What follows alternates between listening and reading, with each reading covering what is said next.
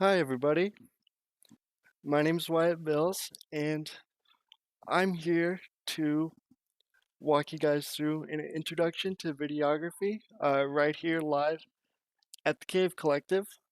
Um, and what I'm here to do is essentially get you guys a behind the scenes look into a workflow of a freelancer. Uh, and I've been in video production for actually a handful of years now, which is wild to say because it feels like yesterday I just started doing things like this. But just to get you guys kind of familiar with who I am and what I do, like I said, my name is Wyatt Bills. I graduated a couple of years ago from Black Hills State University with a degree in mass communications and an emphasis in integrated media. Um, I started doing videography and taking it seriously um, toward the latter half of my college career. I always had an entry level interest in the field, but I didn't go in and take it as a professional until a handful of years ago. And I've kind of been building up my portfolio and gathering work experience ever since. Um, Professionally, I also work for the Monument and the Rapid City Civic Center. I help with concerts and video setups there as well. And I am the video director at the Deadwood Mountain Grant. And that's a newly minted position for me. So I'm very excited to see what that brings to the table and what I can do there. But the purpose of this live stream is to kind of, like I said, get you guys behind the curtain and see kind of what an average freelancer can do and the opportunities that are available in the hills for not only video production, but all sorts of media production and things like that. And as a matter of fact, today, although this will be primarily a video focused live stream, we're still kind of working out the kinks as to how that will be produced. So instead of doing that, today I'm actually going to go and do some work in Photoshop. And the intention of today is to go over and actually produce a poster for my classes that I will be teaching at the Cave Collective. So I will try and go as slow as possible. If anything's confusing or moving a little too quickly, let me know.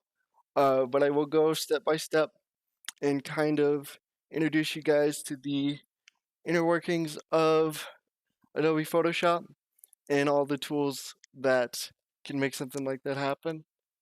So, in order to do that, first I'm going to state that I am working on a Windows PC. So, if the commands are a little bit different than what you're used to, it's because I'm on a Windows desktop. So, like I said, today I'm going to make a poster. Uh, and I'm kind of cheating because I'm directly involved with this project, and as a freelancer, that makes things super nice because you have just about as much creative freedom as physically possible. But the first thing that you should always do before entering any sort of creative project, if you're doing it for somebody else, is have a meeting with them, uh, touch base, make sure you understand their end goal and how you can help them reach that end goal. If you kind of start in and you fly blind working for somebody else, a lot of times, you'll miss the mark in terms of what they wanted out of the project. And that doesn't necessarily mean that it was a bad project, it's just that it wouldn't have met the goals that they had in mind. So, this is the home screen for Adobe Photoshop. Um, Adobe is pretty much at this moment the like de facto industry standard for most um, freelance and professional media production. They have apps for photo editing, such as Photoshop and Lightroom, video production, like Adobe Premiere Pro and After Effects. A lot of this live stream will take place in Adobe Premiere Pro, and so we'll get very comfortable with that. But for me, it's important to keep all of the apps and stuff that I use similar because they're designed to correlate with each other. It is a subscription-based service, so unfortunately you do have to pay out of pocket every month to keep your subscription. But if it's a source of income and you enjoy doing it, it's well worth the investment.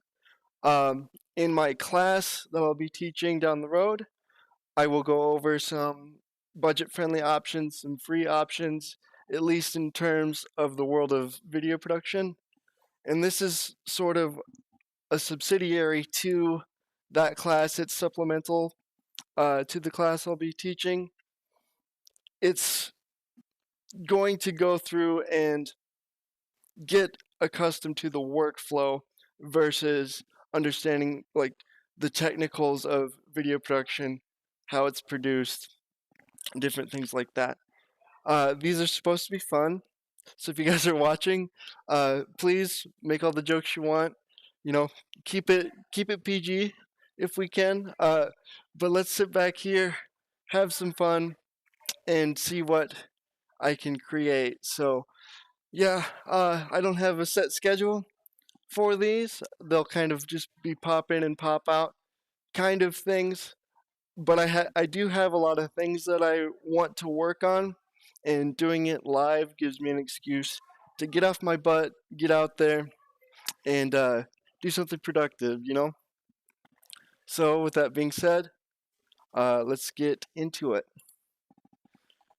So in Adobe Photoshop, when you open your introductory window, your first options are going to be either new file or open.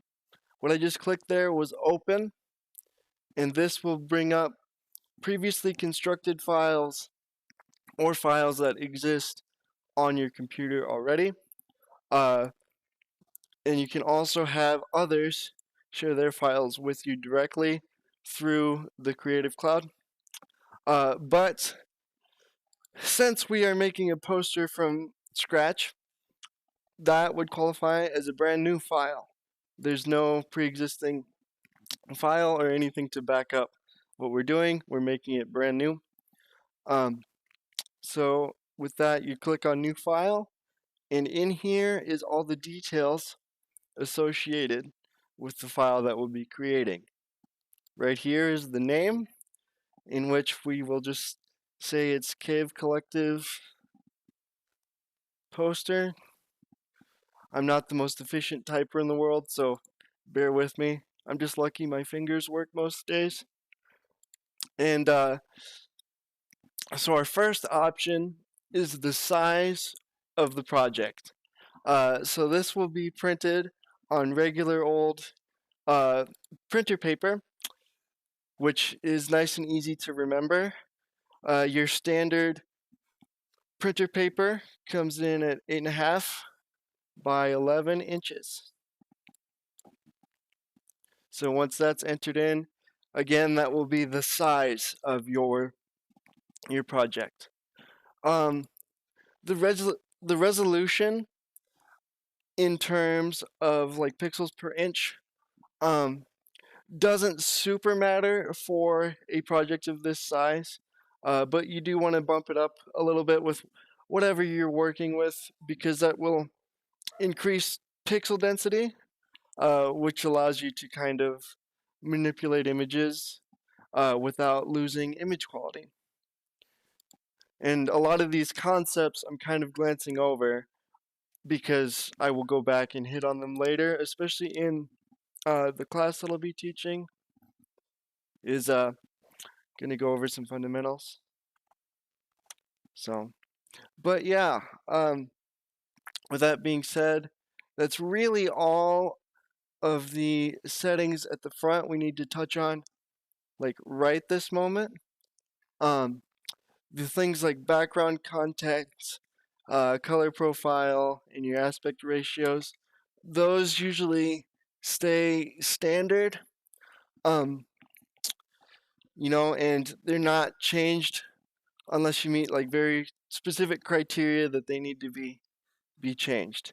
So to just go over that again, first option is title,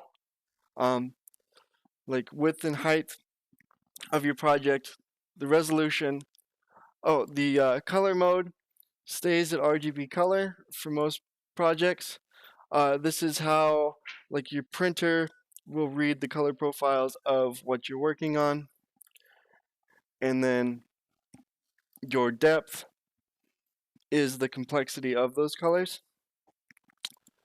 I'm just going through and kind of giving you guys an idea of the advanced options, but as of right now, for our purposes, this is all we need.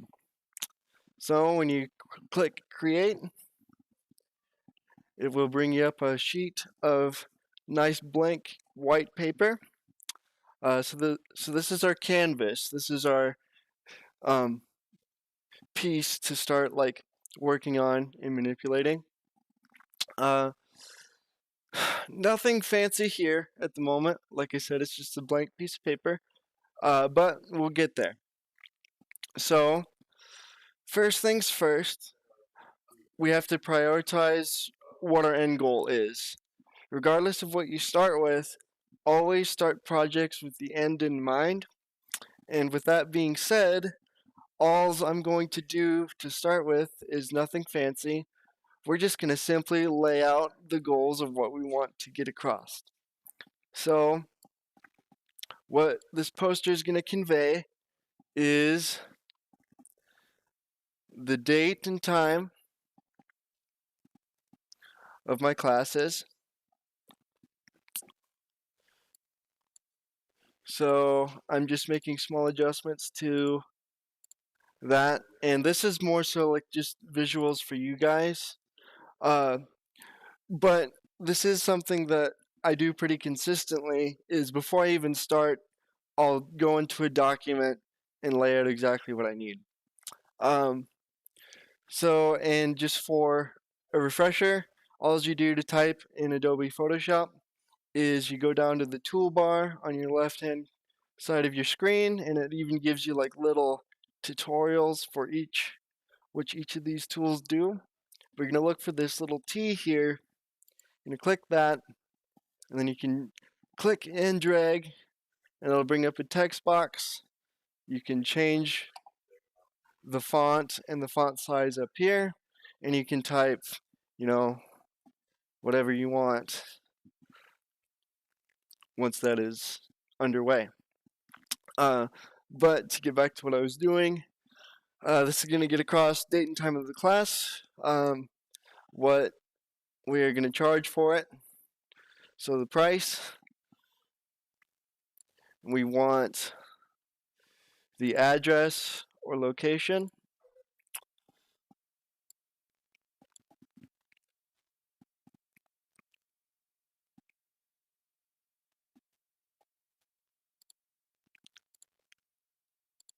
and additional information. So I cannot spell, which is bad news for me because Adobe products don't have inherent spell check. So take it easy on me there. I'll get there. I'm not an English major. But so yeah, basically kind of just laying out my end goals so I know what I want to get across in this poster. So now we can start thinking of, okay, we know what we want on there. How do I apply that and represent it visually?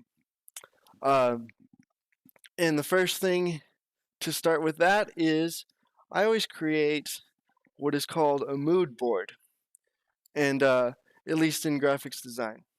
So what a mood board is it's just essentially a group of images or can even be text, whatever you'd like, that kind of influences where you want your project to go.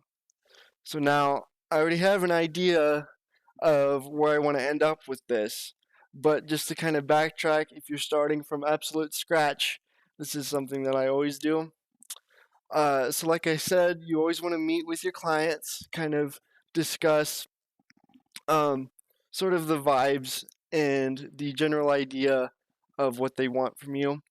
And a mood board will help you kind of like lay out all of that inspiration into one spot. So to have a little bit of like inception here, I'm going to pull up the Cave Collective's Facebook. And if this was the first time I would ever interact with the Cave Collective, I would compare what I'm going to do with what they already have available. So what I produce kind of matches what they have. And as a professional, you can either suggest a complete um, revamping of what they have, or just kind of go with what's pre-existing and work from there. And I will say that I'm very proud of the Cave Collective in general. They do have a very attractive and well put together social media presence, and that makes this pretty easy. I don't have to um, start from the drawing board, and I can kind of see that the current output is high contrast, dark colors. They love the color purple, and um, kind of a bright and happy aesthetic. And I am all for that. So, and to kind of tie that into this poster and back to the mood board concept, you kind of have an idea of what they have pre-existing. So their primary colors are going to be like a dark purple, probably somewhere in there. And the reason why I lay this out in advance is so I can have a reference as I go along and kind of always go back to this exact shade whenever I need to throughout the project. So the way I do that is, and I'll backtrack to it, is I just simply click on the little color dot over here and select kind of the shade that I want. I might darken that up a little bit. And then you just paint in a little color swatch in here with your brushes. And so that's a nice little square of the shade of purple that I want to use. And that's nice and easy. I can reference that all I want. But I did make a rookie mistake, and that is always, always, before you manipulate anything in Photoshop or any of the Adobe products, you want to set yourself up for success. And a good way to do that is to make sure you don't destroy anything that you're creating. Um, the best way to do that, in Photoshop anyway, is to always have backup layers. So my mistake there was I had one layer and I made a purple square. So on the surface that doesn't seem like a big issue, but since it's attached to what you're already working on here, I don't have any way to manipulate it after I've already created it. And by making another layer here, think of that as a clear layer of plastic wrap that is put over your initial piece of paper. So now that I have a piece of plastic wrap over top of what I'm working on, I can create another square. And then since this layer, which I'll just title color squares, is separate from the original bottom layer, that means that I can take this clear layer of plastic wrap and move it around. And so that's good because, if I want to get this out of like my view, I can pull it away, bring it back, what have you. So I have my shade of purple selected, and I also want some complementary colors. I usually work with a color palette of 2 to 3 colors, sometimes quite a bit more, but especially when you're starting out, having kind of like a refined color palette is really important because it allows you to naturally balance um, your end product. And so there's one color square. And for the second one, we're just going to use black.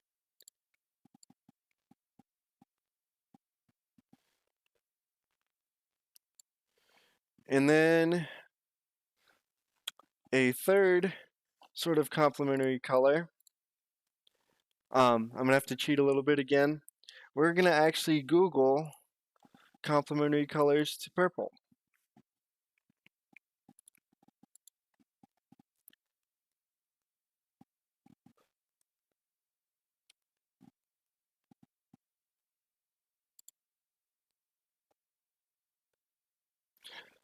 So this is a standard color wheel,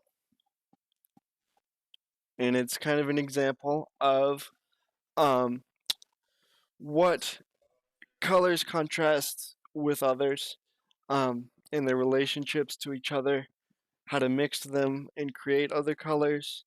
Um, and as a rule of thumb, things directly across from each other on a color wheel um, are considered complementary, and they're direct parallels to each other, which means that's the most amount of contrast you can possibly get.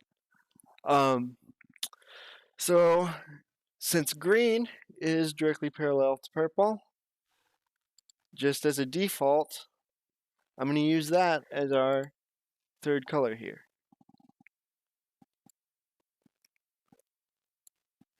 So we're going to do kind of a lighter kind of lime green.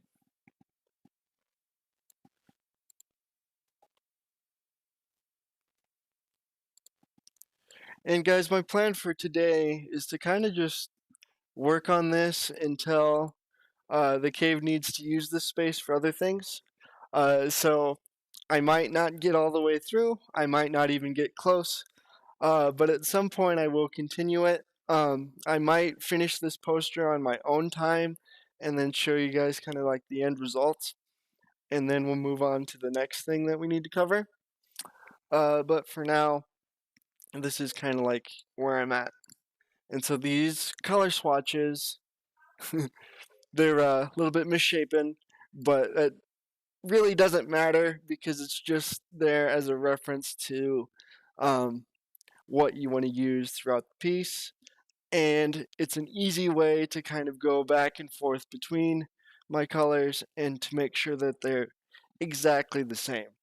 So I don't have like a different shade of green in one area of the setup versus another.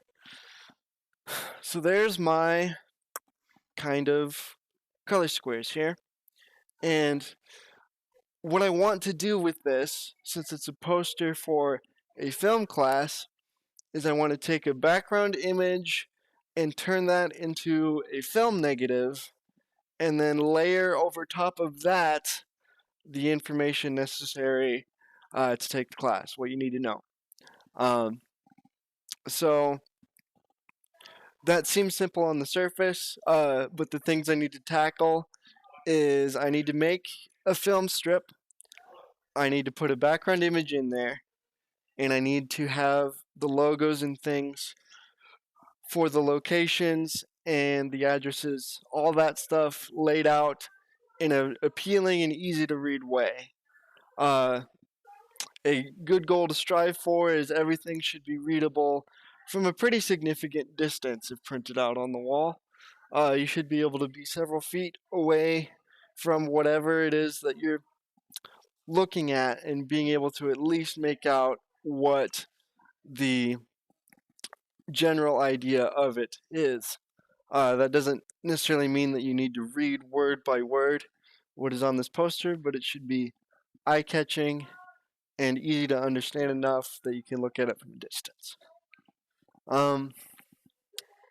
So, that being said, I have my color swatches.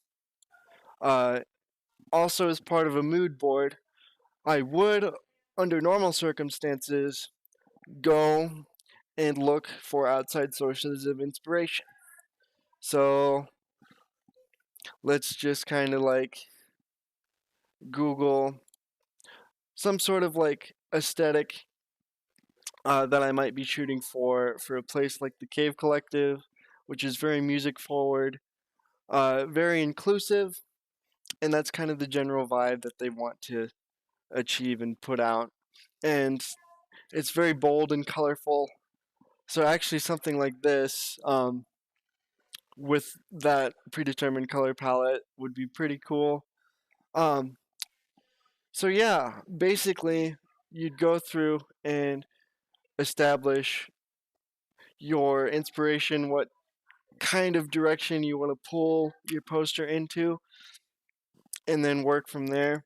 And having those things just available uh, makes it easy, so like you don't get your project off track as you go, because it's very easy to start working on one thing and go, oh, this would be cool, and then you'll end up with something completely different from your original goal. So we don't want to do that. So to keep us on track, we would do that to produce a mood board and work from there. I already have an idea, however, as to what I want to use, so we'll just get right into that. And to do that, we're actually going to use a piece of footage that I recorded for the Cave Collective, and we're going to take a screenshot of it, and it'll make sense in due time. But what I'm going to do is use this right here as a background section of the file that I'm working on. So in order to take a screenshot of the appropriate size, I'm going to go into my Snipping Tool and then do a new, and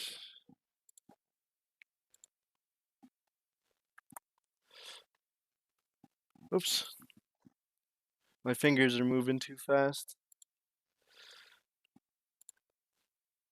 Alright, so here's the Snipping Tool. It'll allow me to take screenshots of a predetermined size. So I kind of like this sort of like layout and dimension here. So I'm going to take that and we're going to save that as a new capture. I'm going to put it into my little work folder that I have for the cave.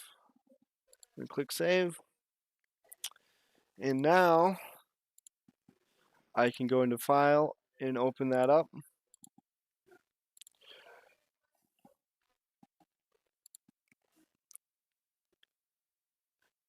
And again, if you guys have any questions as to like how quickly I'm moving or, need clarification, please ask. I'll slow it down.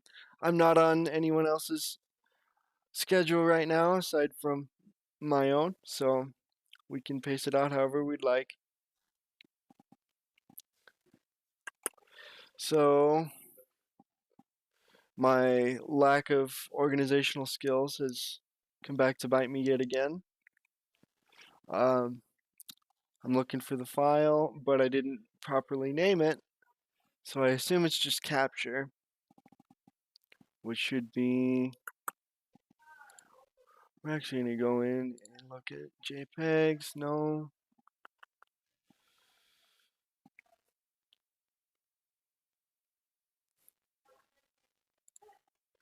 Here it is. So how I located that was I went into my file explorer, and you can narrow what you're looking at by file type, and that was the menu that I kind of navigated. But by default, you can sort of put everything into your files on File Explorer, and they'll all be in one spot, which is nice, except when you need to find something very specific. So I knew that this saved as a PNG, So I just went in and searched for PNGs. There it is. So this image is kind of going to serve as the basis for the poster here. I might have to get a source file to make sure that it's of appropriate size, because I'm going to run into some artifacting by just, taking a screenshot uh, of the original concept here. So instead of doing that, I am going to just resize it the best I can and get you guys an idea of where I'm going to go. But this probably will change into a higher resolution image by the time I'm done. So I do know that I want to include this somehow, and I want to include a film negative, and I want it to be consistent with the 3 colors that we laid out earlier. So now, before I started, I knew I was going to use this image, so I cheated, and the color is already consistent with what I want to do. So the next thing I'm going to have to do is figure out how I want to turn this into something that resembles a film negative. So in order to do that, we will just quickly Google film negatives. And so for the uninitiated, this sort of aesthetic is kind of what I'm going for. I am not going to invert the colors or anything like that. Essentially what I'm going to do is poke little uniform holes in the image and put a ribbon around it. So I mean, pretty simple change, but it's the idea of a film negative is so iconic with photo and video that it's something that people can look at and understand. Oh, that's either photo or video, and then that would draw their attention enough for them to read on, as long as they have a entry-level interest in what that represents. So yeah, we're just gonna kind of replicate these jagged edges on a film ribbon as best I can. So in order to do that, we are going to make a new file. So file, new, and then this can be significantly smaller than an 8.5 by 11 file. So we're just going to call this film negative. We'll just do film neg for now. And so it can be significantly smaller. So let's change this to, let's go about half that size. Let's do 4.5 by 8. And then we want the image itself to be separate from any sort of background, so I can drag and drop wherever I would like. So I set my background contents to transparent, and I click create. Oh, so another rookie mistake here, which happens all the time. My dimensions were off. So we're going to do that one more time.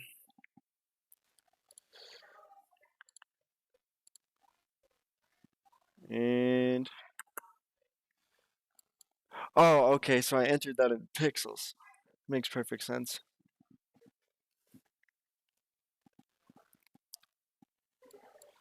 So we're going to actually make this pretty small. It's going to be a 4x2. And then the resolution will bump up a bit. Yep, that's exactly what I'm kind of looking for here in terms of scale. So, like I said, this is kind of what we're going to like put around this original image here. So I am actually just going to make it exactly that. We're going to just make it a border on this image here. So let me resize this.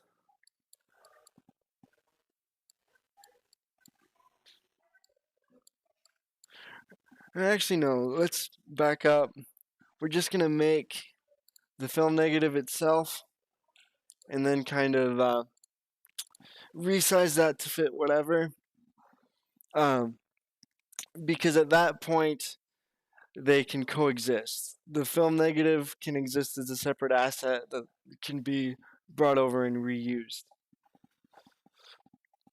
So let's see how we want to tackle making a film negative from scratch. So my original idea is to just kind of simply take a square, and we want to fill the outside portions of that with ribbons, again resembling a film negative. So if you remember our reference photo, film negatives have kind of thin strips on either side that hold the actual image in place. So we're just going to make a couple of thin little lines here.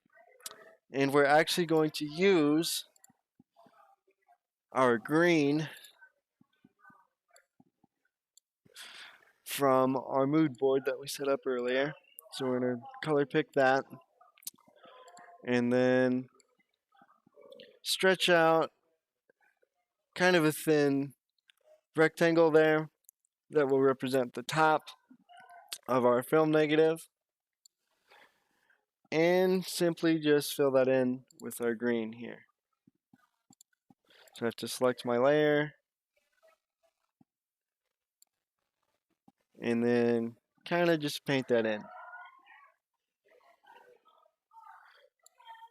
So now I'm not necessarily like aiming for realism or anything like that, just to kind of get the idea of a film negative, but I will add in some filters and stuff that kind of make it cohesive with what I already have.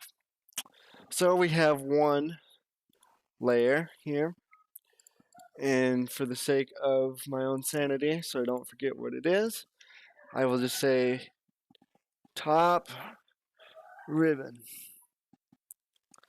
So I can look back at that and be like, oh, yeah, that's the top layer of this film negative, and it can be moved and edited independently. That becomes more important later because the more layers that you have, the easier it is to lose things if they're just numbered. So I always just kind of give myself a vague idea of what each of those are.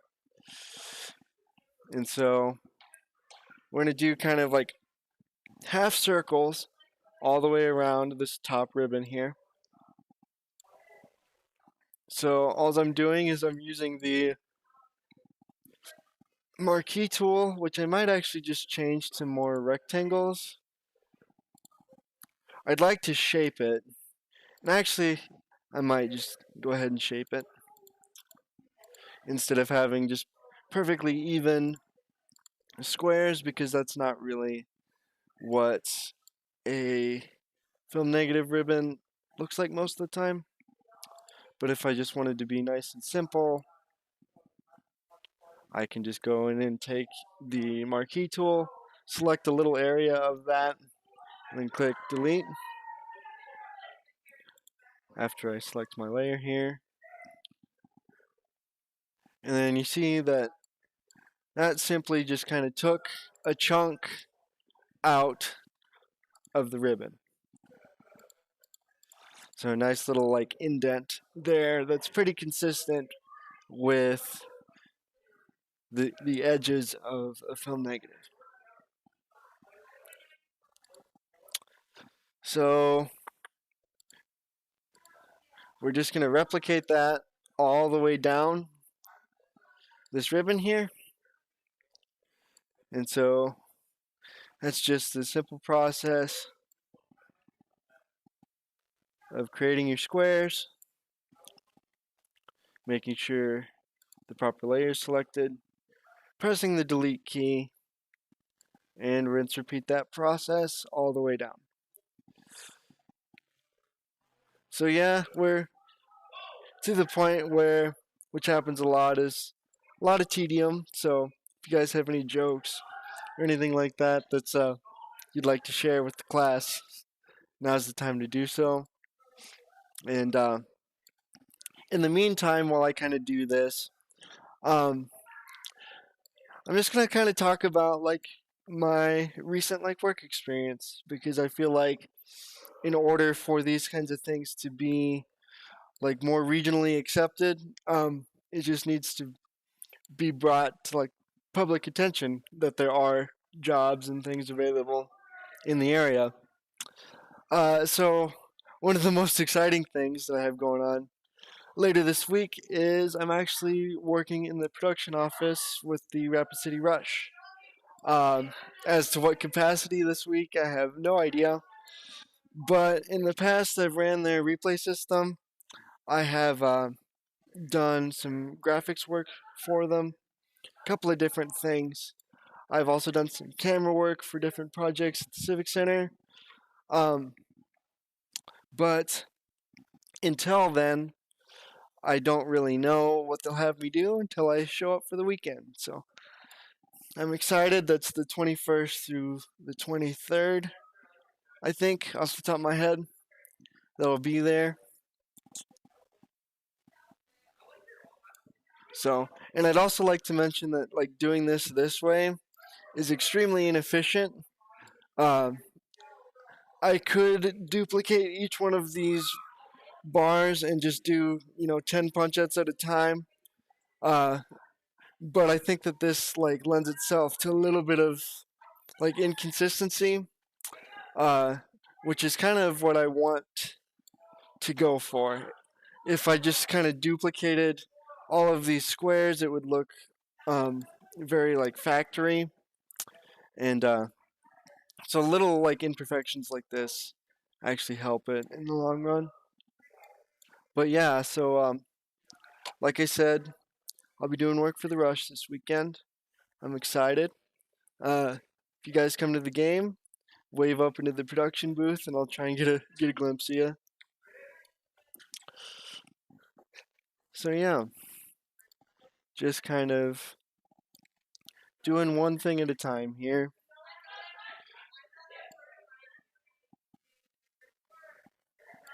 And I can actually probably just cut this off here.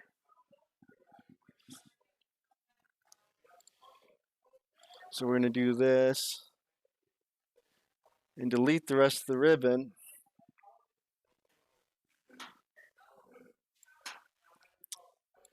And we're going to make a small little punch out on the opposite side so it's consistent with the first half. Do that.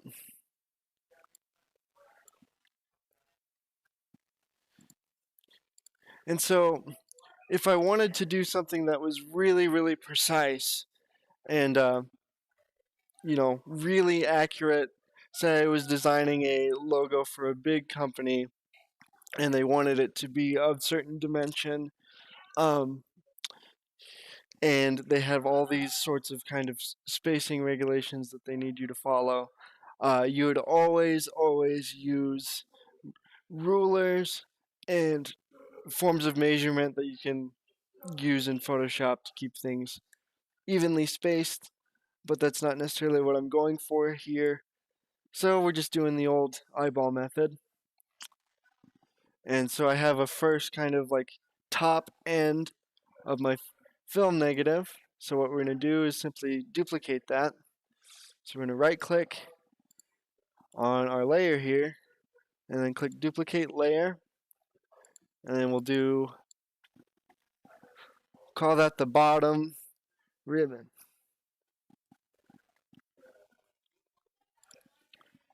And so now what that did was made another copy and just layered it over the first. which you can drag independently. So if I put that right below here, you can already kind of see that that's pretty similar to, oops, there I am, to our little film negative here. And one thing that I might do later on is go in and stamp the Cave Collective on this negative. But we'll see in terms of scale how that will kind of represent itself.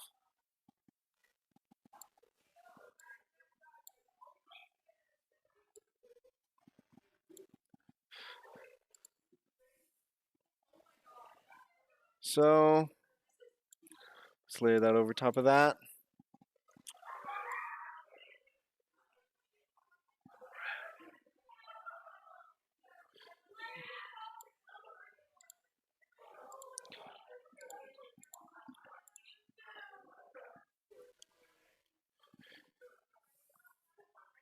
And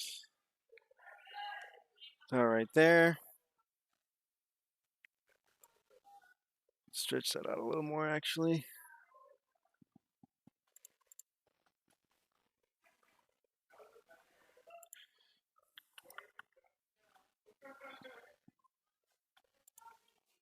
And then we'll do another bottom.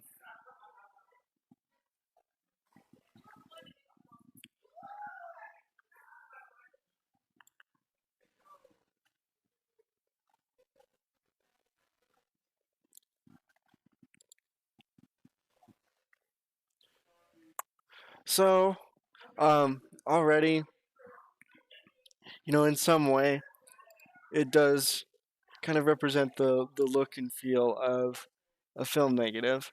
But just those two ribbons, I'd say, isn't kind of sufficient enough to get the idea across. So what we need is a small border on each side. And that's simple enough. We'll just use the same method as I did earlier with the rectangle marquee and kind of do like a little border around roughly yay big. And we're going to make sure that that's on its own layer. We'll just call that the left border.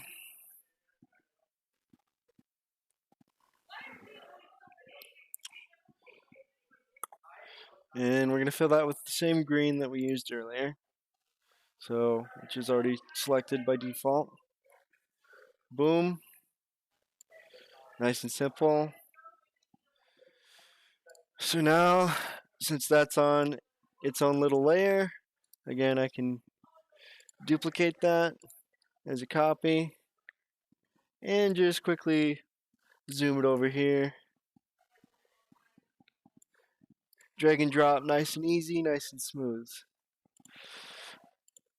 So now that looks a little bit closer to a film negative. It's highly stylized and cartoony, but that's still a film negative at a distance, which is exactly what we're kind of looking for.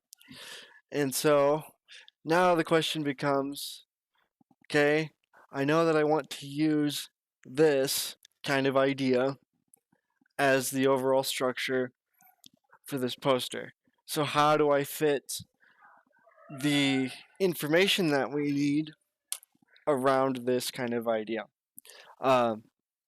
So usually you would start sketching out on pen and paper the layout of different elements before you even open your documents and start putting things down.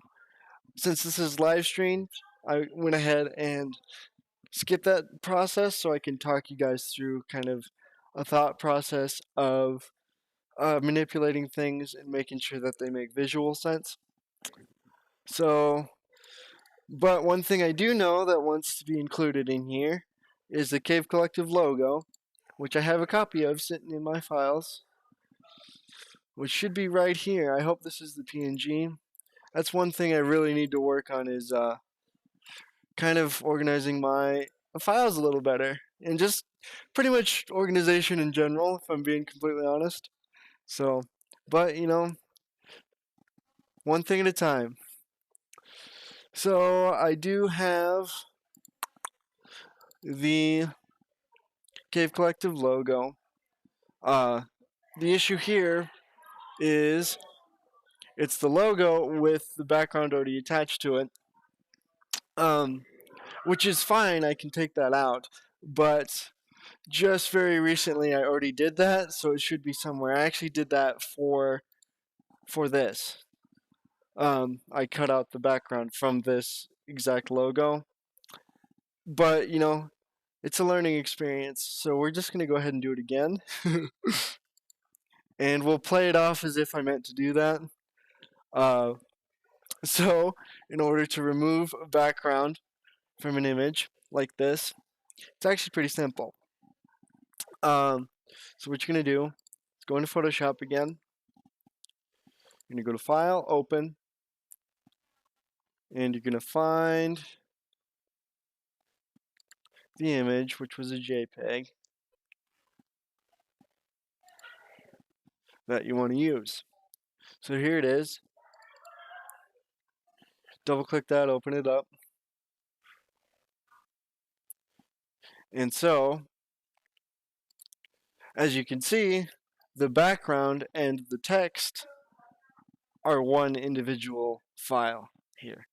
So what I want to do is separate the text from the background so I can move them independently.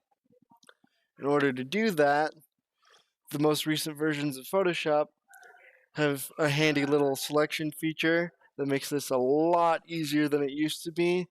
I'm going to sound like an old person here, but back in my day when I was learning how to edit photos and things like that, you'd have to do this by hand, and you'd take the lasso tool and draw around whatever it is that you wanted to cut out and do it that way. But instead, we're going to use the selection tools, and there's 3 options for like quick selection. You can select a color range, which will allow you to establish the colors in an image that you want selected and isolated from the rest. You can do focus area, which if you have an image with an in focus area and an out of focus area, it will select the area that is in focus. You can do your subject select, which will take its best guess at what the primary focus of the image is and select that. I'll say that all these are incredible, super time saver. Thank you, Adobe, because it makes so much easier to do this. It feels like cheating, actually. And to demonstrate that, since this is just a black and white image, and there's 2 tones and only 2 tones, I think that color range would probably give us the best automatic selection here. And so once color range is selected, all you do is select the tone that you want cut out of the rest of the image. So now I color picked the black because that's what the text is, and you can kind of see down in the preview box, I told it, yes, this shade of black is what I want, and then it went gotcha, and then it cut out for me the pixels that were black. So, select OK. Got some marching ants here, and the reason I call them that is your selection tool moves just like marching ants. And that tells you what pixels on your image have been selected. So now that I know that it's selected just the black, I can right click, select inverse, and that flips around my selection so it selects the background instead of the text, and then I can delete the background. So just like magic, the background is now completely separate, and I can move the text independently That's another reason why you should always work on layers, because if I was working on this logo on my own, I could have one layer and then the background and save them as two separate files.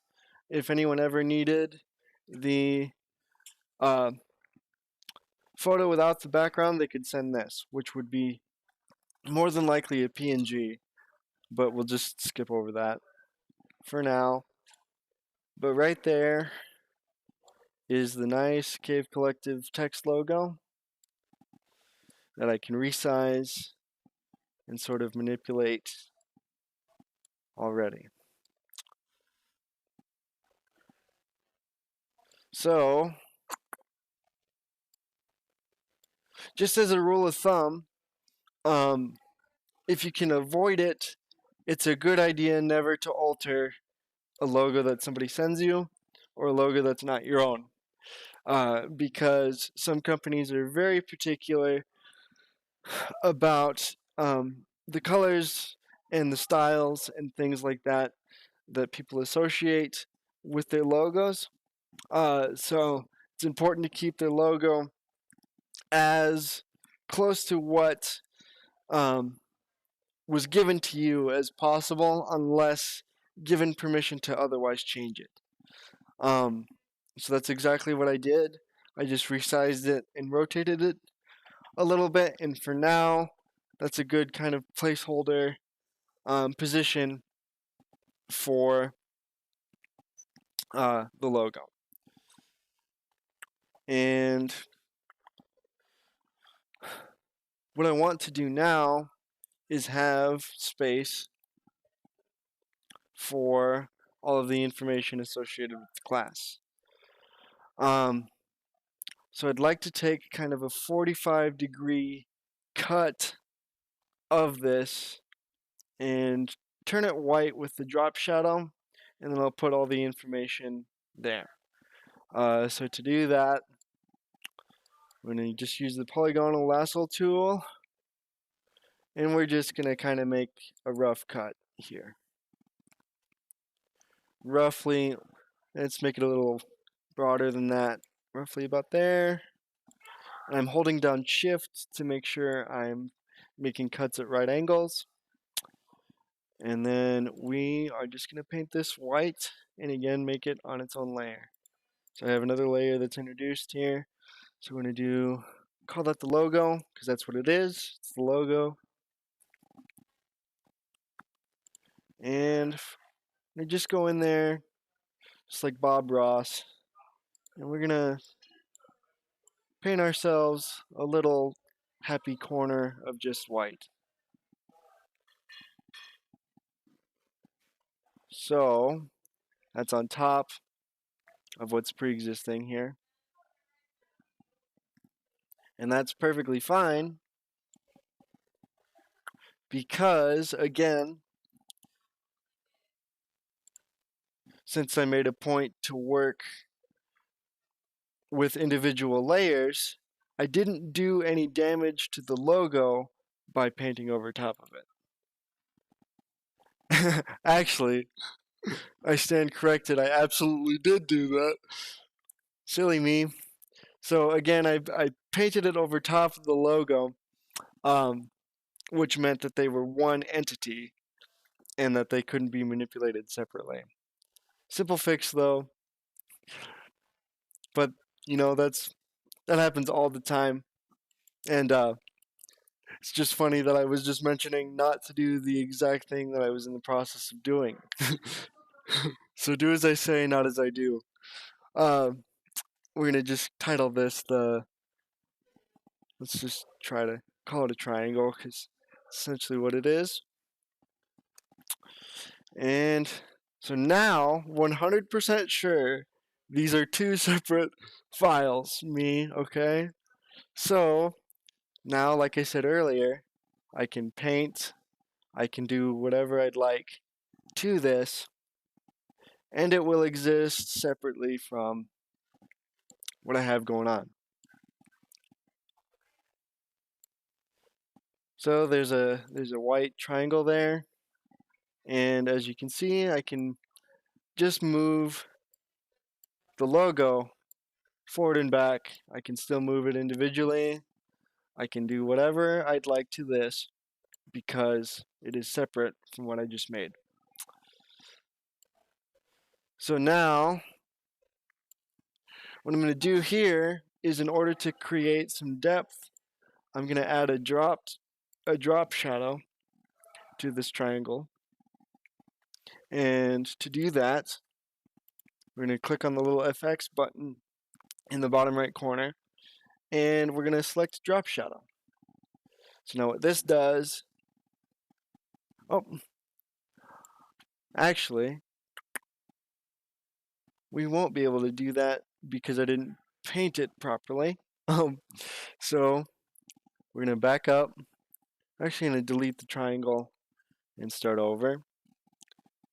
So now I'm kind of at a loss because, oh, okay, I was going to say, I don't know where the paint bucket tool went, but I was looking for that this entire time and I couldn't find it. It's hidden under a new selection tool. So we're going to do this instead. So what happened there was, because the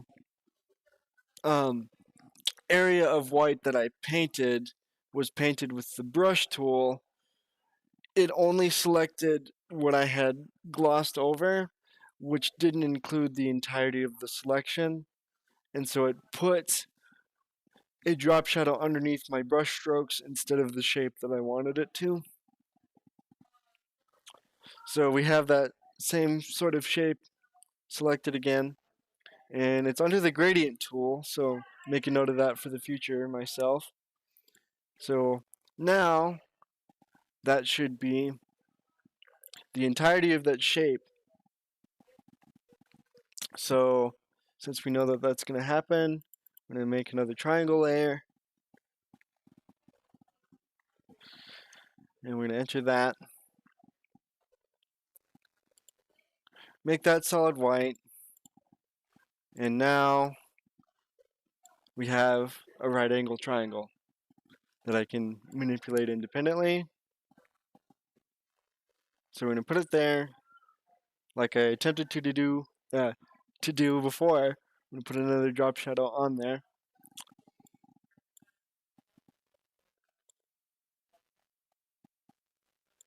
And we're going to change the angle, the distance. So you can kind of see that it's as if I'm shining a spotlight on this triangle here. And I can manipulate, like I said, the angle in which the light hits it to create the shadow. I can manipulate the size of the shadow itself. I can do all sorts of things. So we're going to keep it about right there for now.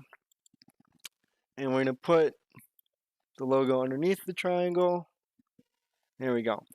And so this triangle again kind of creates depth within the poster, and allows the illusion of one thing over top of the other just by adding that shadow. And so my idea here is to have some class information down in this corner.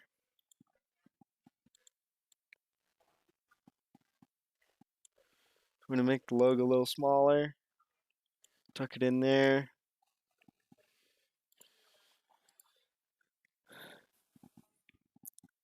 And I do have about 15 minutes left of just kind of working on this.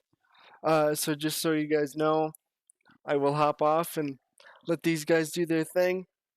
The Cave Collective streams all of their events, so if you would like to stick around and take a look at what we have going on, I believe today is open mic night.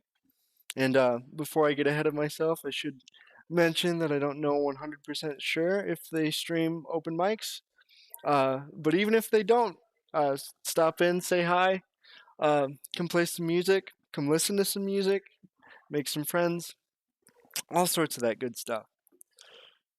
So, back to what I was doing. We are just going to add in some text here for now. And so we're going to start with the date and time of my classes, which will be on Thursdays.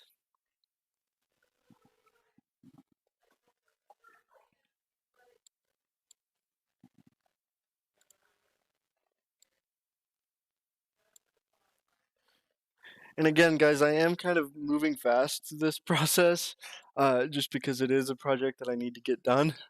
But, if you have questions about it, ask it in the comments and I will address it again. So it will be Thursdays from around 5 to 7 is what we're looking at the moment. All of this. So what I'm working on and putting in here is accurate as of right now. So class will be Thursdays from 5 to 7. And I'm going to change the fonts and things like that to make it cohesive.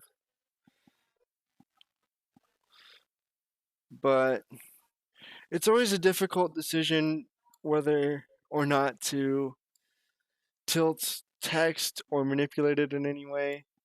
I don't want to sacrifice readability for the sake of space. So, but for now, we're gonna tilt it. We're gonna put it like that. So the class will be from Thursdays from 5 to 7. So your next question is, okay, where's it gonna be?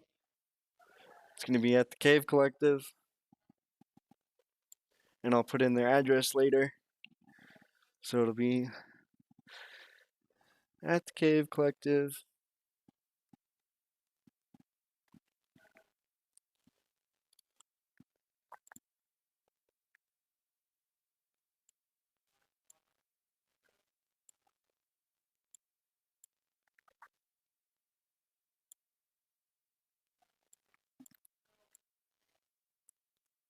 And again, the orientation of these will be drastically different in the finished product.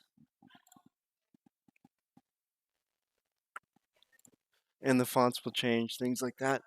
So what I'm going to have to do is kind of get like a rough idea down, refine it on my own time, and then I'll come back and show you guys what I ended up with. So Thursdays from 5 to 7 at the Cave Collective. So I don't know how to word this on paper, but it'll be a 6-session class, and the total for the entire class will be $150. But we are going to make it cheaper to pay for the entire class up front than it would be if you paid for them individually.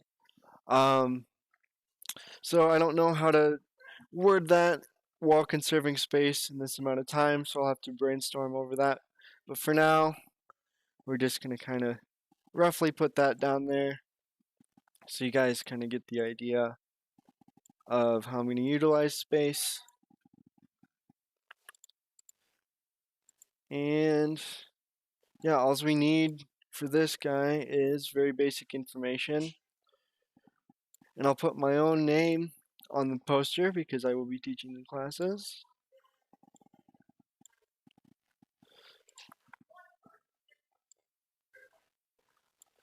So we're going to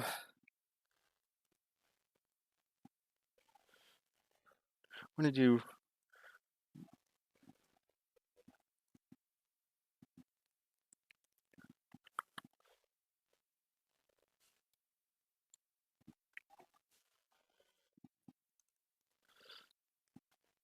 Alright guys, that's sort of the rough idea of what I'm going for. The end product will be kind of like drastically different, but this is what I could kind of go over in about 45 minutes.